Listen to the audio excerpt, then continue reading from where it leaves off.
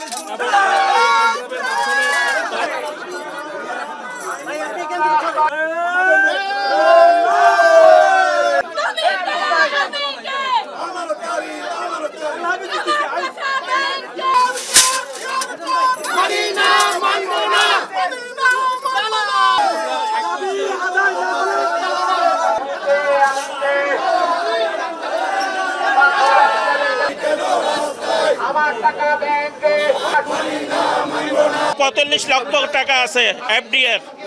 আমার সেভিংস আছে 3,65,000 টাকা, কিন্তু আমি একজন হার্টের পেশেন্ট। আমি টাকার জন্য চিকিৎসা করতে পারতেছি না। কিন্তু আমার অ্যাকাউন্টে আমার টাকা আছে, কে বাঁচছে আছে, কিন্তু আমার টাকা আমি তুলতে পারতেছি না। আজকে 6টা মাস আমাকে এই প্রিপারেশনের মধ্যে রাখছে, কিন্তু কার্যপন্থী না। আমি আমার টাকা চেহারাটা পন্থী দেখতে পারলাম না, শুধু ব্যালেন্সে এই মোবাইলে এখনো ব্যালেন্স আছে। এই Agrabad branch, global bank Agrabad branch, এইখানে এই সবগুলা 45 লাখ টাকা ট্রিটমেন্ট করতে পারতেছি না। আমি হার্টের পেশেন্ট, আমার চিকিৎসার জন্য আমি টাকা তুলতে পারতেছি না। আমার টাকা আমি তুলতে পারতেছি না। এই যে আমার মেয়ের বিয়ে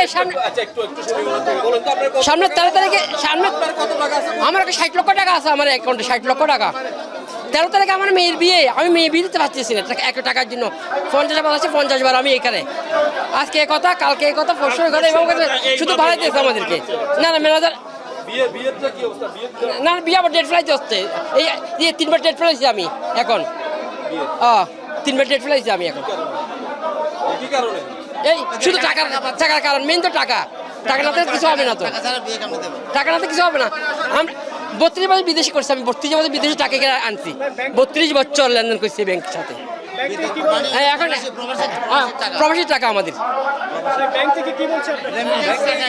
থেকে বলছে দেবো, 2 লক্ষ টাকা দিচ্ছে। আমাদেরকে কোনো সলিউশন দিতে পারছে না, দিনের পর দিন আমাদেরকে অত্যাচার করতেছে, অমানবিক জীবনযাপনে আমাদেরকে ঠেলে দিচ্ছে। আমরা চাই এটার থেকে পরিত্রাণ। কেন ম্যানেজার থাকবে না? আমরা তো কথা বলতে আসছি, আমরা আমাদের হকের কথা বলতে আসছি, আমরা তো কোনো খারাপ কিছু করতে আসি নাই।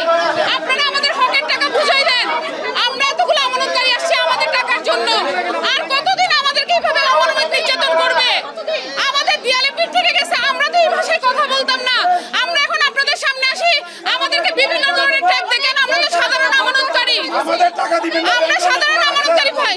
ম্যানেজারকে কই? ওরা পালাই গেছে। ওরা আমাদেরকে কোনো ধরনের সলিউশন দিতে পারে না, ওরা শুধু পালাতে পারে। একটা ম্যানেজার যদি পালাই যায়, দেশবাসী আপনারা বুঝেন আমরা কতটুকু অন্যায়ের শিকার হইছি। আজকে যদি ওনারা অনেস্ট হইতো, তাহলে আজকে ওনারা এখানে থাকতো। ওনারা এখানে থাকতো, ওনারা নাই। আমরা দেশবাসী, আমরা আসসালামু আলাইকুম, আপনারা সচেতন হন। এই ব্যাংকগুলো আজকে আমাদেরকে টার্গেট করছে, কালকে নেক্সট টার্গেট আপনারা হবেন। আপনারা আগায় আসেন, আমাদেরকে সাহায্য। তালা বন্ধ কর্মসূচি লাগাতার আজকে চট্টগ্রামে তালা দিচ্ছি, যদি প্রয়োজন হয় আপনারা সহায়তা করেন। সম্পূর্ণ দেশে আমরা তালা বন্ধ করে দিব।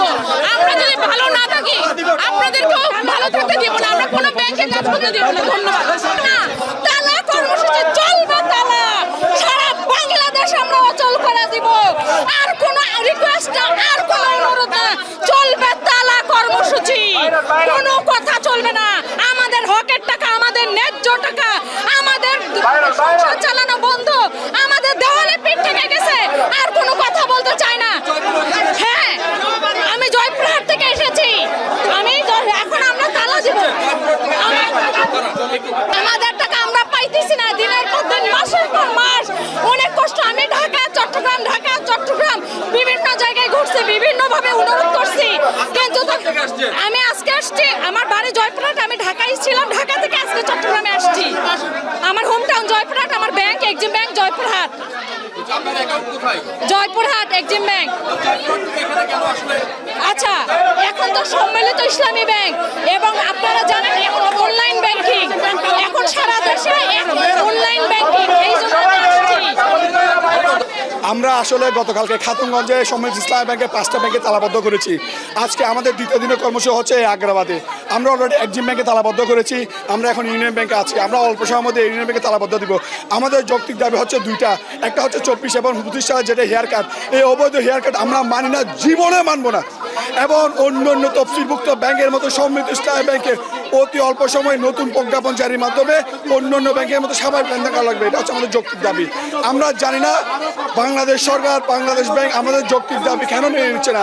আমরা আশা রাখবো আমাদের এই কর্মসূচি আমাদের অতি অল্প সময়ে আমাদের যৌক্তিক দাবিগুলো পূরণ করবেন ইনশাআল্লাহ। আমাদেরকে কি অবস্থা তো দেখতেছেন, এখানে নতুন ভাবে বলা তো কিছু নেই। আমরা যেখানে আসছি এখানে সকালে অনেকে অনাহারে আসছে, কেন অনাহার কাছে আমাদের পেটে খিদে আছে, কিন্তু আমাদের পকেটে টাকা নেই। এই বাংলাদেশ গভর্নর, এই বাংলাদেশের মধ্যে যদি 62টা ব্যাংক থাকে, এই 5 ব্যাংকের উপর কেন নজর পড়লো? আমরা এর প্রতিকার চাই। যদি এই ব্যাংকে যদি 1,89,000 কোটি টাকা লোন থাকে, সারা বাংলাদেশের জনতা ব্যাংকে আমরা দেখলাম ফেসবুকের মধ্যে জনতা ব্যাংকে দেখলাম 62,000 কোটি টাকা লোন, রূপালী ব্যাংকে লোন, ডাচ বাংলা ব্যাংকে লোন। শুধু এই ব্যাংকের উপর কেন নজর পড়লো? এই চক্রান্তের আমরা বিচার চাই মাননীয় সরকারের কাছে। তাই এখানে কোনো অগ্রগতি দেখতেছি না। অবশ্যই ষড়যন্ত্র আমরা দেখতেছি। এই টাকাগুলো বাংলাদেশ ব্যাংকের গভর্নরে মেরে দেওয়ার খেয়াল, এই মেরে দিয়ে এই বাংলাদেশের বিভিন্ন প্রকল্পে ফ্যামিলি কার্ড, কৃষক কার্ড, এই কার্ড সেই কার্ড দেওয়ার ব্যস্ত। এই বাংলাদেশ ব্যাংক এখান থেকে 2 মাসের ভিতর প্রায় 42,000-45,000 কোটি লোন দিয়েছে, কিন্তু আমাদের জনগণের আকাঙ্ক্ষার কথা ওনার মন্ত্রী একবারে করে নাই।